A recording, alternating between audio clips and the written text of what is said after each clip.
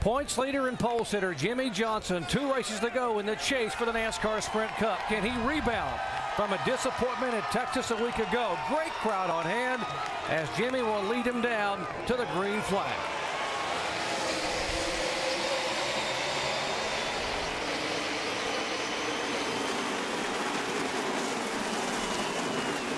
Remember, Jamie McMurray desperately wants to lead this lap and primarily keep Jimmie Johnson from leading a lap because his teammate is Carl Edwards and he doesn't want to give away those 5 bonus points. Yeah, this is definitely team racing right here. This 26 car is very motivated to try to keep the 48 car from leading this lap. But he's going to be able to do that right here on this first lap, and that high line can get a good run off of turn 2 as we saw Jamie McMurray did. He did off of turn 4 and led lap 1. So mission accomplished for lap 1 for Roush Fenway. McMurray leads it. Jimmie Johnson's not giving up. He's going to try to get these 5 points just as soon as he can.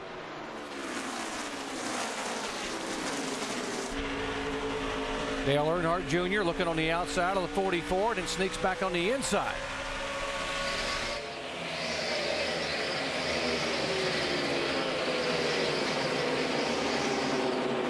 Carl Edwards started back in 15th position in the garage area this morning. The crew was talking about they thought Carl would have a good enough car to be making a move early to get out of the middle of the pack. There comes the 99 car.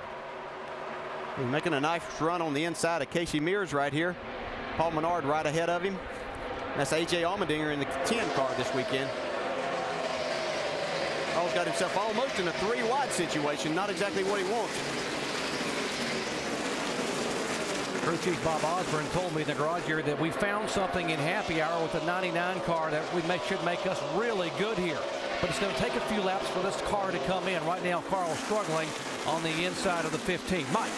Doc, remember back in the spring, Bob Osborne was not here in Phoenix. It was part of his suspension he was serving. I asked him how much more challenging it is to come to a track where he was not in the spring. He said he doesn't have top-of-mind awareness. He has to spend extra time looking at data, looking at notes. The results haven't been too bad, though. When you look at his record of the tracks where he had been suspended coming back, he has a victory in Bristol, Atlanta, and Texas the second time. Not too bad for missing the first opportunity, I wouldn't say. Not at all, Mike. And back up front, the guys who are chasing McMurray has led the first 4 laps. Jimmie Johnson stable back there, about 3 car lengths back. Here comes the 88 car. Now, he's been pretty pumped all weekend, Dale Earnhardt Jr., about what could happen here this Sunday. Yeah, he should. Oh, he pumped up right there off turn 2. Man, that car got loose. He's still going. Yeah, he had all the gas there. He's got a reason to be pumped up. He ran great here at the first race, and this has been his kind of racetrack, and he needs a win, and he feels like this will be a good shot. Yeah, he needs to do that, and, you know, no championship hopes alive now. All they've got to do is go out here and try to win this race. Here comes Denny Hamlin on the inside of David Rudiman. Denny had a really good car in practice. He was actually fastest in the happy hour session yesterday. David Rudiman with a great qualifying effort. Still hanging around up there in the 7th spot. There goes Gordon making a move on Ryan Newman. Rudiman will try to follow Gordon underneath. Newman slips a bit, and Rudiman will try to take that spot away. That's 6th position. You can see Hamlin right there. He really, I think, wanted to think about going to the inside of the 44, but decided against it. Backed off and gave David a little bit of room there. He's going to get a run off the corner. Rudiman not able to make that pass on Ryan Newman.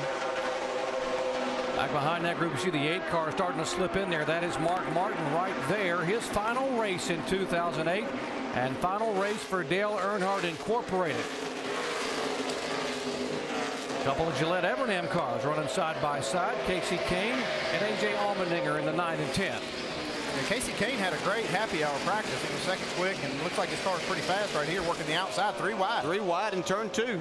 Somebody's going to have to give a little bit right here. Reed Sorensen lets Casey Kane have that spot. A.J. actually backed out a little bit too. A lot of racing here to go. Only on lap 8, 312. Carl Edwards saying they're 3 wide in front of me. I got to tiptoe for a while here. And that's the thing about qualifying back there. Very tight racing conditions here. A lot of fun to drive this racetrack. Things get awfully tight, so Carl's going to just have to be extremely patient at this point in time. See A.J. Allmendinger making the pass on Reed Sorensen. Reed Sorensen moving over to that 10 car for 2009, so being passed by the car he'll drive next year. Yeah, it's probably nice to see, hey, I'm going to be in that car. That thing's pretty fast. Look forward to that. Jamie McMurray coming off his best finish of the year, third last week at Texas. And the two guys that beat him did it on fuel mileage. And now his best qualifying effort of the year on the outside front row. He has now led the first 10 laps thus far. 10 laps in, McMurray the leader, Jimmy Johnson, Kurt Busch, and Earnhardt Jr.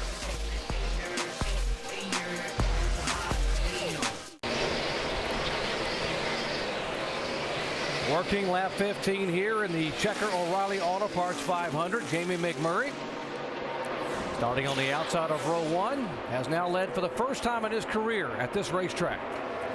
And giving credit where credit was due, in our NASCAR Countdown show, our own Brad Daugherty, as much as I hate to do this, predicted this would happen and said, I got to believe Jamie McMurray's going to get out there and try to lead until this guy, his teammate Carl Edwards, can get to the front. Just hold him off so I can get there. He said, I guarantee you there's a bonus in it for you. Well, these guys have been side by side for about 2.5 laps now. He caught the 18 and looked like he was going to motor right on by, but Kyle Busch said, no, you're not going to get this spot that easy. That's why they call it racing. That is 13th position, and I don't think they're on each other's Christmas card list anyway. It just makes it so difficult. You can see Carl really driving that car hard. Just makes it difficult. You have a free enough car to run around the bottom. It's very difficult to get all the power down that you need to make that pass on the exit of the corner. How about Casey Mears there? He's trying him on the apron. Let's check in on Kyle Busch. Dave. And he said even though he's got that preferred line right now, that's what's keeping Carl Edwards behind. He said, I cannot get off the corner to save my life. It's loose off the corner with no side bite as he continues to challenge Carl. Carl almost going to make the pass right there. Just couldn't quite squeeze up there. I love watching two guys with this kind of talent race like this. Yeah. This is really great racing, side by side. That's fun. I can tell you, though, that guy on the inside, he's aggravated right now a little bit. And Carl has to stay calm right here. But you can really get aggravated that, hey, I caught you. You know, we're early in the race. Why do you want to race me this hard at this point in time? Are you not at this point, though, trying to figure out who does have the best car? Yeah. Let's race here a little bit, see who's got the best car, and then we'll sort it out. Right now, it's still undecided. How about the guys behind him that are pretty frustrated? The 5 car of Mears, and you saw Kevin Harvick. Oh, trouble. We got Elliott Sadler. Sam Hornish involved in a little scrape here. 99, Elliott Sadler also involved. First caution flag of the day. Sam able to get his Dodge righted and headed back around and leading Rookie of the Year contender. See, they race down into the corner. 77's already out of control there going into the corner. He loses even more control and gets into the side of Elliott Sadler. They both spin. I think Elliott actually got the worst of that. I mean, you can just see how difficult it is to run side by side. That's why I was saying what a neat race it was when we saw the 99 and the 18 able to do this while under control. A little steam coming out of this one car now. He's overheating. I'd worry about this at this point of the race, and I just see steam too. I don't see any water. That worries me a lot. Minimal damage on these guys' car. There's Elliott Sadler, who sat on the outside front row here back in the spring. Had a good car then. They've been a bit of a struggle for him most of this weekend, though. Okay, here come the leaders. 45 miles an hour. Jamie McMurray will bring him down. Let's go to Jeff Gordon pits and Shannon. Jeff Gordon says the car is just a little bit loose, getting into 3. Steve Letarte said it could be because the tailwind is so bad on this track right now. He's going to take 4 tires for the 2014. Jamie. And Kurt Busch in the 2-1 here in April 2005. They're going to do right sides only. Down on the track bar, he's down and away. Jamie McMurray just a tick tight. They'll put a round in on the left side. 4 tire change in fuel on the 26 car, Dave.